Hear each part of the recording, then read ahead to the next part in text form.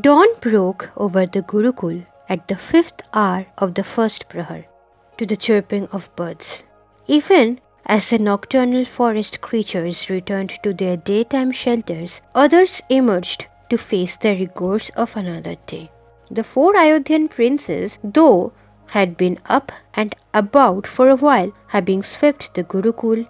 They had bathed, cooked, and completed their morning prayers. Hands folded in respect, they sat composed and cross-legged in a semicircle around Guru Vasishtha.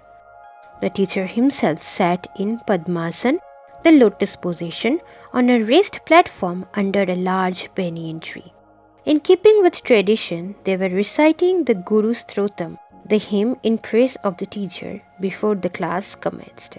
As the hymn ended, the students rose and ceremoniously touched the feet of their Guru, Vasishtha. He gave them all the same blessing. May my knowledge grow within you, and may you one day become my teacher. Ram, Bharat, Lakshman and Shatrughan took their allotted seats. 13 years had passed since the terrible battle with Raavan. Ram was 13 years old, and both Bharat and he were showing signs of adolescence. Their voices had begun to break and drop in pitch. Faint signs of moustaches had made an appearance on their upper lips. They had suddenly shot up in height, even as their boyish bodies had begun to develop lean muscle. Lakshman and Shatrughan had now begun combat practice, though their pre-adolescent bodies made fighting a little difficult for them. They'd all learned the basics of philosophy, science and mathematics. They had mastered the divine language, Sanskrit. The groundwork had been done. The Guru knew it was time to sow the seed. "Do you know the origins of our civilization?" asked Vasishtha. Lakshman, always eager to answer but not well read, raised his hand and began to speak. "The universe itself began with..." "No, Paurav," said Vasishtha, using Lakshman's Gurukul name. "My question was not about the universe, but about us, the Vedic people of this Yug." Ram and Bharat turned to Shatrughan in unison. "Guruji," began Shatrughan, "it goes back to Lord Manu, a prince of the Pandya dynasty, thousands of years ago." "Teacher's pet," whispered Bharat indulgently. While he teased Shatrughan mercilessly for his bookish face, he appreciated the fearsome intellect of his youngest brother. Vasishtha looked at Bharat. "Do you have something to add?" "No, Guruji," said Bharat, immediately contrite. "Yes, Nalatardak," said Vasishtha, turning his attention back to Shatrughan and using his Gurukul name. "Please continue." "It is believed that thousands of years ago, swaths of land were covered in great sheets of ice. Since large quantities of water were frozen in solid form, sea levels were a lot lower than they are today." "You are correct," said Vasishtha. "Except for one point. It is not a belief, Nalatardak. The Ice Age is not a theory. It is fact." "Yes, Guruji," said Shatrughan. "Since sea levels were a lot lower, the Indian landmass extended a lot farther into the sea. The island of Lanka, the demon king Raavan's kingdom, was joined to the Indian landmass. Gujarat and Konkan also reached out into the sea. And I believe there were..." Shatrughan stopped short as Vasishtha cast him a stern look. He smiled and folded his hands into a namaste. "My apologies, Guruji. Not belief, but fact."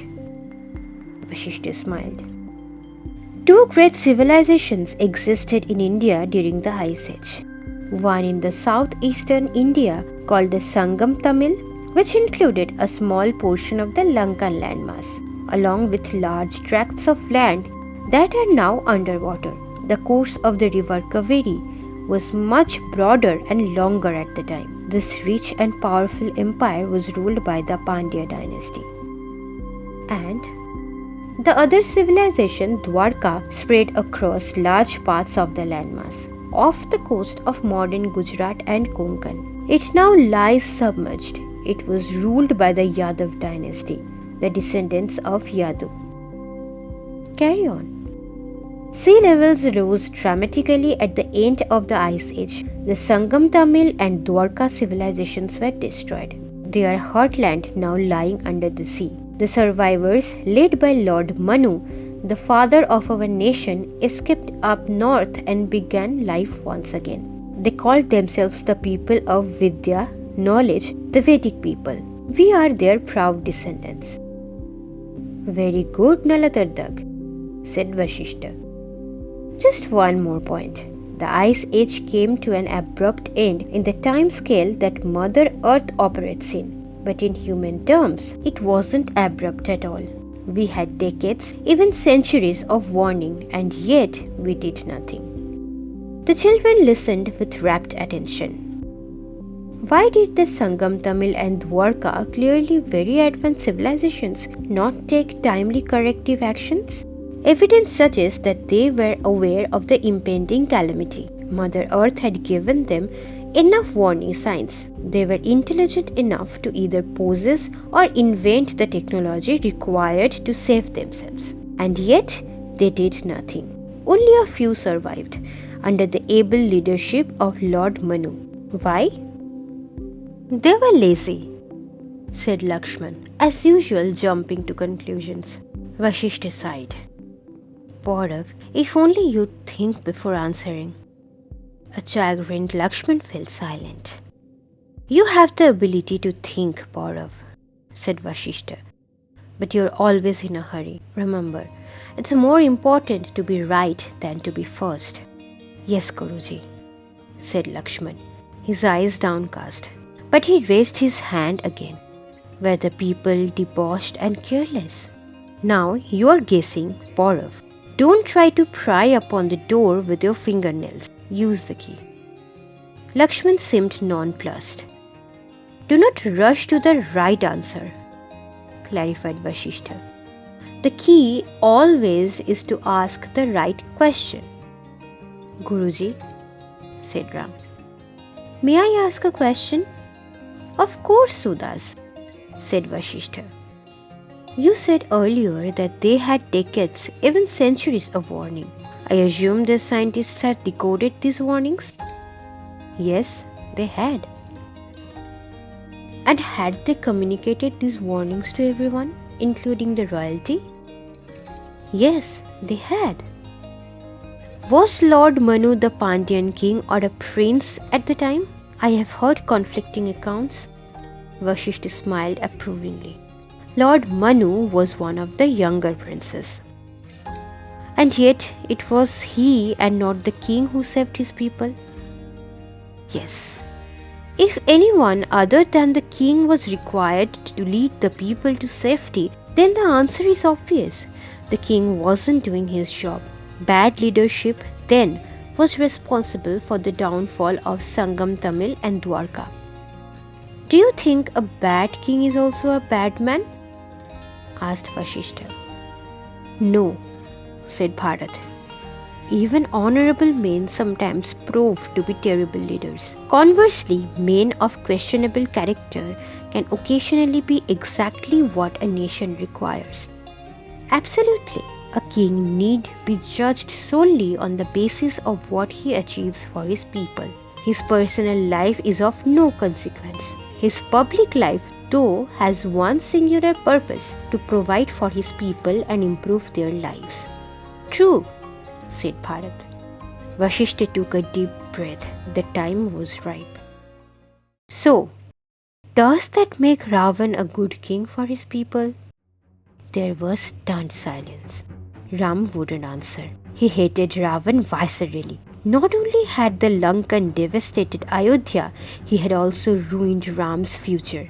His birth was permanently associated with the taint of Raavan's victory. No matter what he did, Ram would always remain inauspicious for his father and the people of Ayodhya. Bharat finally spoke. We may not want to admit it, but Raavan is a good king, loved by his people.